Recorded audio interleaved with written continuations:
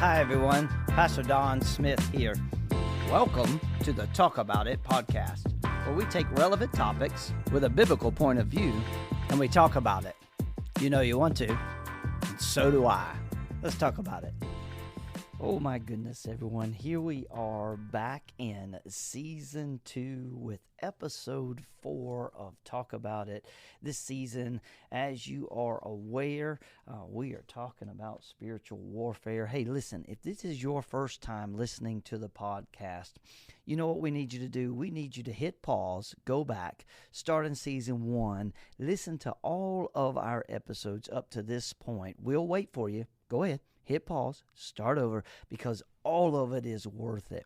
And this season, man, we have had a time so far just in the first 3 episodes. And in here, episode 4, we are talking about spiritual warfare once again. And today I want to talk about the fact that we need to realize that we have a personal enemy. Again, back in Ephesians chapter 6, verse 12, it says, "For our struggle is not against flesh and blood, but against the rulers, against the powers, against the world forces of this darkness, against the spiritual forces of wickedness in the heavenly places." I mean, we've been looking at this particular chapter, which, you know, if you're going to talk about spiritual warfare, it's probably where you need to start and venture out from there. Let me give you a little analogy today when we talk about having to realize that we have a personal enemy. Man, I don't know about you, but I'm a football fan, and I like college football, but I don't like professional football. But we always watch the Super Bowl, probably much like you do. And one thing about the Super Bowl is both teams come into that game ready. Now think about it. They've dreamed about this game all season long. But for the last 2 weeks before they go into the Super Bowl, they have done more than just dream. You know what they've done? They've watched films. They've watched hours and hours and hours of film, watching the opponent's plays over and over and over again from the year that they've been competing. And what gives them hope over the team that's their opponent, what gives them hope that they can beat the other team, is that from all of this prep, from all this planning, from all of this study, they know the opposition. They've learned the schemes of their opponent. They've done their homework. Why? Because they want to win. They want to win so badly that they take this stuff seriously, because they know if they don't, they'll lose. Now, we've been giving you some basic truths each episode so far, and today I want to give you basic truth number 3, and that is our foe is formidable. Now, last week we learned, or the last 2 sessions, I should say, we learned about 2 basic truths. Number 1, there's an invisible war. And number 2, last week, we learned that we are involved in an invisible war. Now, Paul tells the Ephesians that they need to take this battle more serious than the Super Bowl. Hello, somebody. They need to take this more serious than wartime troops. Like, they've learned already, just like we have, how much is at stake and that there are eternal consequences on the line. And in this truth that we're learning today, truth number 3, it's unpleasant, but it's necessary. Our foe is formidable. Now, let me do a little Pastor Don thing with you, and those who listen and know me, you know that I like to talk about PD's commentary. If I were to write PD's commentary and summarize Ephesians chapter 6, I might say something like this. Satan and his foes have a plan to terrorize your soul. They have a plan to render you impotent as a believer. They have a plan to make you worthless to the cause of Christ. And they have a plan to make your life one of misery and spiritual defeat. Now, I know that's a strong statement, but if we read 1 Peter, we understand that Peter describes him as a roaring lion who is going about to devour everything he comes into contact with. And so Peter encourages us to be watchful, to be on our top game, because the enemy isn't playing tag. This is not flag football, y'all. This enemy is seeking someone to devour. The lion is a powerful image. Why? Because lions prowl around for one reason, and that is looking for something to kill. Man, real quickly, last year I was in Kenya and we were doing some work with the Bible College, and we got to do a 2-day safari, my first one ever in my life. And we were out on the second day early in the morning just as the fog was starting to clear off on the Masai Mara. You can look that up on YouTube. Beautiful. The Masai Mara with the Masai Mara warriors and everything that's out there is so beautiful. And the fog was just starting to clear very, very early in the morning. And our driver in the Jeep that we were in, he says, "Hey, I see a pride of lions.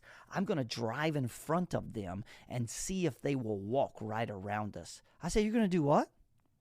And y'all, he did. He drove right in front of that pride of lions. And I promise you, I have the video and the pictures to prove it. Those lions walked right around our Jeep. Video and picture doesn't do it justice just how big this creature is.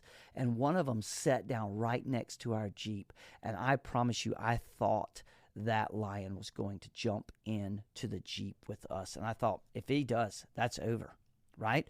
Like, see, that's the picture that we get here in the scripture. The lion is such a powerful image, prowling around, looking for something to kill. We don't usually fall victim to our enemy when we're strong. No, he's watching for when we're weak. Like when we're alone, like when we're tired, that's when something pops up on the computer or the TV or our phone that we would never watch when someone else was in the room. Or maybe when we're hurting, that's when some false belief system comes our way promising a deeper, more fulfilling experience that's outside of Christ. I mean, there are many opportunities for the lion to find us weak. And let me tell you, he knows how to spot them. Those lions we saw, they were watching the wildebeest, and they were spotting the weak ones, looking to cut them out of the herd so that they could have a kill. See, Satan's like that. Not only does he try to devour us on the front end, he comes along afterward and smothers us with things like guilt, condemnation. Like he'll say things like, "You call yourself a Christian. A real Christian wouldn't do what you just did. You're a terrible person. You're a hypocrite. You're not even close to being the real thing." You see, the initial temptation is powerful, but sometimes the shame of giving into it is even worse than the temptation. And Satan plays off those things to put us into a downward cycle of failure and guilt. Christians who take Satan lightly, they're ignoring biblical truth and biblical instructions. The Bible teaches us that he's formidable, and we need to have a healthy respect to understand who our enemy is. In Jude 9, Michael the archangel said, "The Lord rebuke you." Now, we got to understand, if Michael's in that position, there's no way I'm more formidable than Satan, but God is. And we should understand the capabilities of this angelic being and depend on God's strength for our victories. Now, this is a truth we're just laying out here, because there's some people who will come up to me, literally Christians, people who say they're believers, or even people who are just seeking. They'll say something to me like, "Pastor Don, is Satan for real?" Now, let me tell you something. If you're listening to this podcast, I want you to be very clear. The Bible isn't cloudy on the reality of Satan. He was in the beginning, tempting Eve, Genesis chapter 3. He was in the middle, encouraging David to take some faithless census in 1 Chronicles 21. He's in the end when he's hurled from heaven along with all his fellow rebels in Revelation 21. Jesus certainly knew Satan was real. As a matter of fact, if you read the scripture in the New Testament, Jesus refers to Satan 25 times, and he had a personal encounter with him in Matthew chapter 4. Now, biblical scholars have calculated that 25% of Jesus' actions, 25% of his parables and his miracles had to do with demons. Even Jesus' opponents knew Satan was the prince of demons. When they were fussing about Jesus, they said, they talked about Beelzebub, the prince of demons. And I think it's Luke chapter 11. Look that up for me. You might forgive me if I got that reference wrong, but I believe it's Luke chapter 11 where they talk about Beelzebub and they're comparing Jesus in that way. Listen, why does this seem like some fringe topic in the far corners of Christianity? Why is what I'm talking about at this moment make people uncomfortable? I mean, in modern cultures, Satan's existence is well known. See, I think it's in the Western culture that the reluctance to acknowledge his presence can be attributed to the fact that he's disguised himself pretty well. Like, somehow he's convinced us he's some cartoon character or some football mascot or some philosophical metaphor for evil. And let's be honest, man, metaphors are hard to confront in prayer. Right? So it's in his best interest to convince us he's just some figment of our imagination. I need you to understand something. Your enemy, Satan, the devil, he's always content to hide in the shadows of any worldview if he can exploit that worldview to his own end. And so you're like, okay, Pastor Don, Satan's real, but can you tell me who is he? Like, who is Satan? Well, the book of Job in the Old Testament and Colossians in the New Testament teach us that he's a created spirit. It's Job chapter 1, I think it's somewhere there, 4, 5, or 6. Colossians chapter 1, right there in verse 16 or so. In Matthew and in the book of Revelation, he's an angel. In particular, the class of angel known as a cherub. Now, a cherub is a kind of category. There's cherubim and seraphim. For short, we say cherub. But the cherubim's a category of angels. You can find that in Ezekiel 28. The word cherub reminds us of these baby angels like we see on the front of greeting cards or something like that. But in the Hebrew language, a cherub isn't some cute, puffy little Cupid. They are the highest class of angelic being. And Ezekiel says to us that Satan was the highest of them. So according to the Bible, he was the highest angel of the highest class of angels. He was the greatest created being. Now, I hope we're starting to get the picture of how formidable our foe is. Like, this is not a game. This battle is for keeps. The battle over your life is for keeps. And in our flesh, in our own strength, we are no match for him. But here's the truth, which I believe, are going to spend the rest of this season talking about. This is it. This is going to spend the rest of this season talking about. Here's this truth. We are not left to face this formidable foe on our own. And man, that's good news. But before we can learn to rely on God's strength, before we can learn to rely on God's wisdom, we need to come to understand the insufficiency of our own strength, the insufficiency of our own wisdom. Someone else asked me one time, they said, Pastor Don, where did Satan come from? Well, there's two core Old Testament passages about Satan, and they're in Ezekiel chapter 28, and they're in Isaiah 14. I don't have time in this podcast to read those to you. I'm just going to give you the reference. Encourage you to go look. Get your Bible out. You ought to read that book sometime. I promise you, it is amazing.